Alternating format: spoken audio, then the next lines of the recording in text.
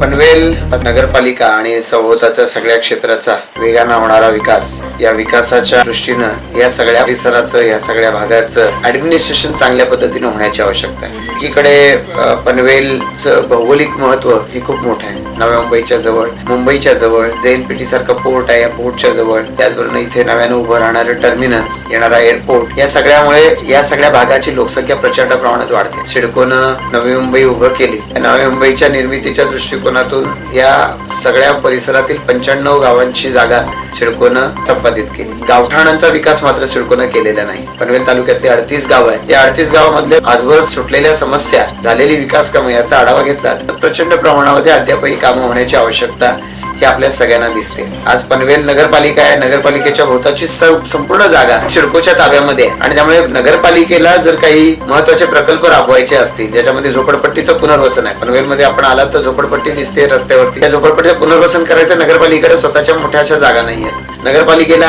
पाण्याच्या टाक्या उभ्या करायच्याच जागा नाहीये, बस डेपो उभं करायच्याच जागा नाहीये. आणि या सगळ्याचा पाठपुरावा आम्ही सिडकोकडे वारंवार नगरपालिकेच्या वतीनं केला, पण सिडकोनं नगरपालिकेला काही जागा दिलेल्या नाही. अशा परिस्थितीमध्ये नगरपालिकेला स्वतःच्या हिताचे काही प्रकल्प राबवायचे असतील तर सिडकोवर अवलंबून राहावं लागेल किंवा याच्यापेक्षा मोठे अथॉरिटी व्हावी लागेल, हद्दवाढ करावी लागेल.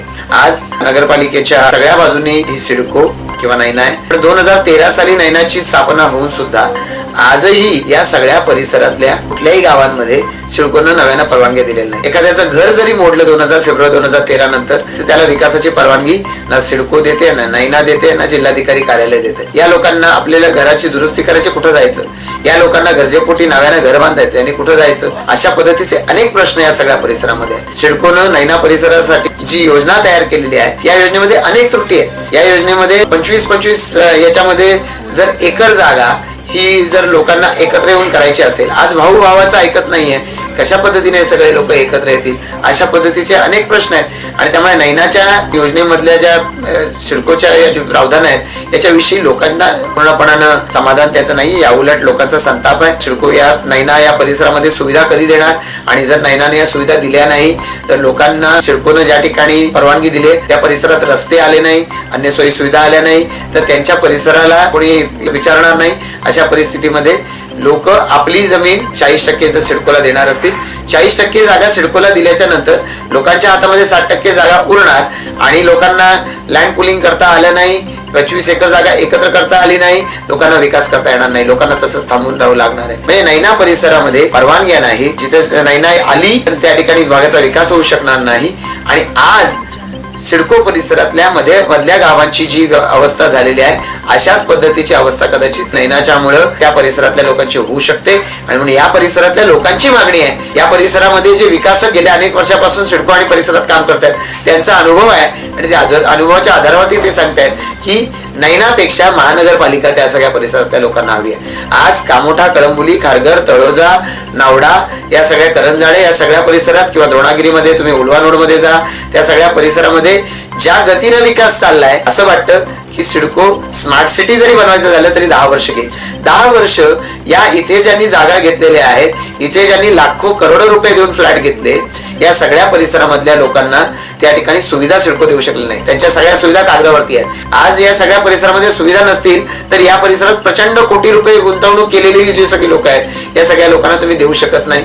त्यांच्या वतीने ग्रामपंचायतीचे सदस्य आहेत, हे भांडू शकत नाहीत. भांडले तर सिडको त्याच्या मागण्यांना कुठल्याही पद्धतीने दाद देत नाही.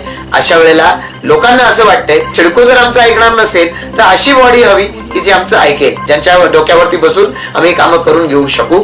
आणि म्हणून या दृष्टिकोनातून आम्हाला या परिसराची महानगरपालिका हवी, ही मागणी खारघर पासून कळंबुली, कामोठा, पलीकडच्या बाजूला नावडा, तळोजा या सगळ्या भागामधल्या सगळ्याच लोकांची आहे. नैना भागामधल्या परिसरामधल्या विचुंबा, उसरली, या सगळ्या आकुर्ली, आदही पासून, कोळख्यापासून, सगळ्या पळसप्यापासून सगळ्या गावांची मागणी आहे की आता आम्हाला या परिसराची महानगरपालिका झाली पाहिजे. सिडको या सगळ्या परिसराचा कधी विकास करेल, कधी स्मार्ट सिटी करेल आणि तोपर्यंत या पिढीची सगळी उमेद संपलेली असेल. आणि त्यामुळे लोकांना महानगरपालिका ही काही करून हवीच आहे, ही लोकांची मागणी आहे. आज सिडको या परिसरामध्ये 75 सालाच्या आसपास आली. आजही या परिसरामधल्या या ठिकाणी 12.5% प्रश्न सिडकोनं पूर्णपणानं सोडवले नाही. या सगळ्या परिसरामधल्या ग्रामीण भागामधल्या लोकांच्या नागरी सुविधांचे प्रश्न सोडवले नाही. या भागामधल्या गरजेपोटी बांधलेल्या घरांचे प्रश्न सिडकोने सोडवलेले नाही. अनेक पद्धतीने सांगता येतील. आणि शहरामध्ये मात्र या ठिकाणी जो हुकूमत गाजवेल त्याला सगळं काही द्यायला सिडको तयार होते. हे विरोधाभासी चित्र आहे. हे विरोधाभासी चित्र सिडकोच्या अधिकाऱ्यांच्या लक्षामध्ये येतं, पण सिडको त्याकडे कानाडोळा करते. आज सिडकोचं पूर्णपणाने लक्ष हे एअरपोर्टवरती लागलंय, एअरपोर्टशी रिलेटेड डेव्हलपमेंटवरती लागलंय. त्यामुळे अन्य जो भाग आहे या सगळ्या भागाच्या विकासाकडे सिडको तितक्या काळजीनं आणि तितक्या गांभीर्यानं लक्ष देत नाही जितकं द्यायला हवं. आणि त्यामुळे या सगळ्या परिसराची महानगरपालिका लवकरात लवकर झाली पाहिजे या मी मुख्यमंत्र्यांकडे मागणी केली आहे. आणि याच्यासाठी ज्या पातळीवरती आम्हाला पाठपुरावा करावा लागेल त्या पातळीवर आम्ही तो पाठपुरावा करू आणि लवकरात लवकर ही महानगरपालिका आम्ही लोकांच्या पदरात पाडून घेऊ.